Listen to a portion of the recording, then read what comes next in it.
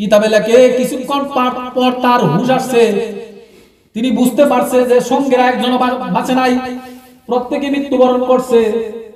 তিনি ওযু করছে এবং এই দ্বীপ থেকে একটি মসজিদের একটি মিনারা দেখা যাইতেছে।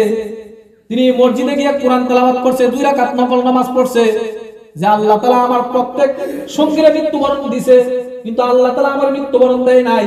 এজন্য তিনি 2 রাকাত নামাজ পড়ে আল্লাহ তাআলার কাছে দোয়া করছে। দোয়া করার পর তিনি কোরআন তেলাওয়াত করতেছে। এমন সময় গ্রামের লোকেরা ভিড় জমাইছে।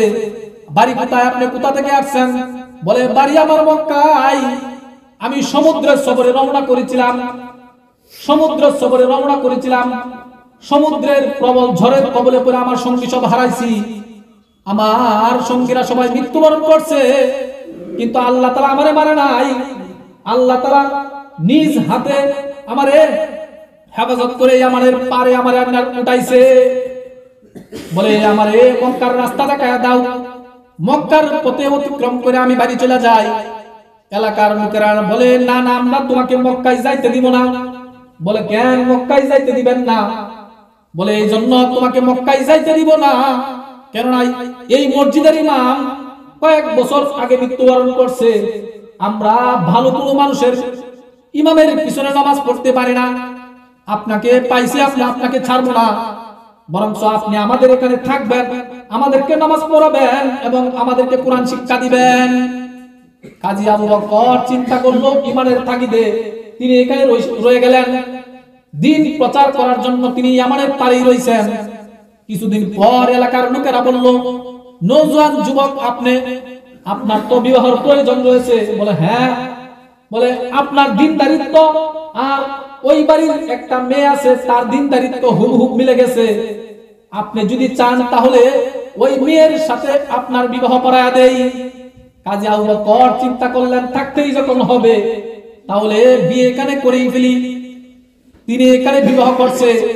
কিতাবে লেখছে বাসুর রাতে যখন একত্র হয়েছে, কাজী আবু বকর এই মহিলার গলার দিকে বারবার এভাবে তাকায় রয়েছে।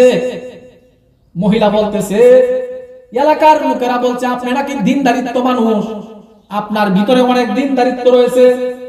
এখন তো দেখছি যে আপনার টাকার লোভ আছে, আপনি আমার ভালার দিকে বারবার ভালার দিকে তাকায় আছেন। বলে কাজী আবু বকর ডাক দিয়া বলতেছে, আপনি বদগুমানি করবেন না, আমার টাকা পয়সার কোনো লোভ নাই। আমার কেমন যেন এই হীরাখণ্ড এই বালাটা আমার চেনা চেনা মনে হয়, আমার চেনা চেনা মনে হইতেছে। বলে এই স্ত্রী, নওজোয়ান যুবকের স্ত্রী, আবু বকরের স্ত্রী বলতেছে, এই বালাটা আমার বাবা মক্কার অলিগলিতে হারায় ফেলছিল, কিন্তু মক্কার নওজোয়ান যুবক এই বালাটা পায়া দিছে। তার বিনিময় 500 টাকার দিরহাম, 500 টাকার দিনার সে নেয় নাই।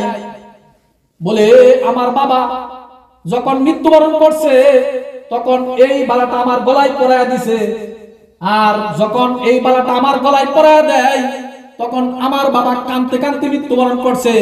আর বলতেছে, মারে এই বালাটা আমি মক্কার গলিতে হারায়া ফেলছিলাম। এরকম ভাবে নওজোয়ান যুবক বালাটা দিয়া দিছে। খুব ভালো একজন নওজোয়ান যুবক। মারে মৃত্যুর মুহূর্তে আমি আল্লাহ তাআলার কাছে বলতেছি, যদি এই নওজোয়ান যুবককে তোমার সাথে বিবাহ পড়ায় দিতে পারতাম, তাহলে এমন ভালো মানুষের সাথে আমার মেয়েকে যদি বিয়ে দিতে পারতাম, তাহলে মারে কবরের ঘরে গিয়ে আমি একটু শান্তি পাইতাম। বলে যে আমি কবরের ঘরে গিয়ে শান্তি পাইতাম। নওজোয়ান যুবক ডাক দিয়া বলে, সত্যি নাকি এই বালা তোমার বাবার? বলে হ্যাঁ।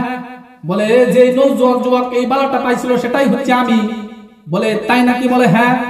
স্ত্রী বলতেছে, স্বামী আমার, বাসুর রাতে প্রথম রাত্রে আপনাকে দেওয়ার মতো আমার কোনো কিছু নাই।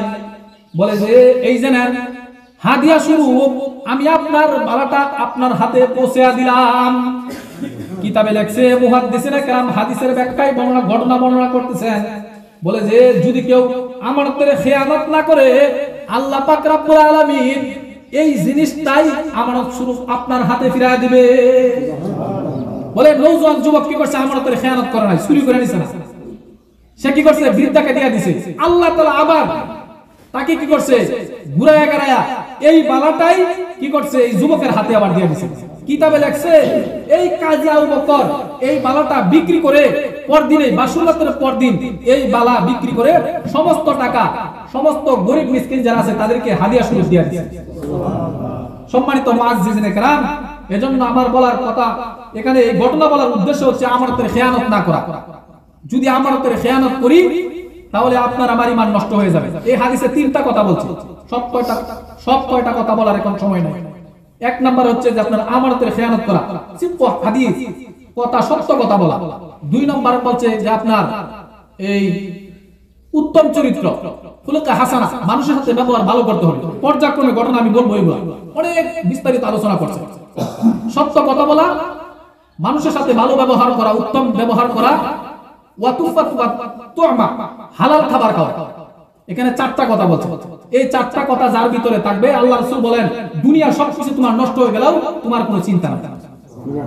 এই 4টা জিনিস যার ভিতরে থাকবে, আমানতের হেফাজত করা, সত্য কথা বলা, খুলুকে হাসানা, উত্তম চরিত্র করা, হালাল খাবার খাওয়া। এই 4টা কাজ যে করবে তার দুনিয়ার সবকিছু নষ্ট হয়ে গেলেও তার কোনো সমস্যা নেই। সম্মানিত হাজরিন, আমি যে কথাগুলো বলছি আল্লাহ পাক রব্বুল আলামিন আপনাকে আমাকে এই কথাগুলোর উপর আমল করার তৌফিক দান করুন। সকলে বলি আমিন।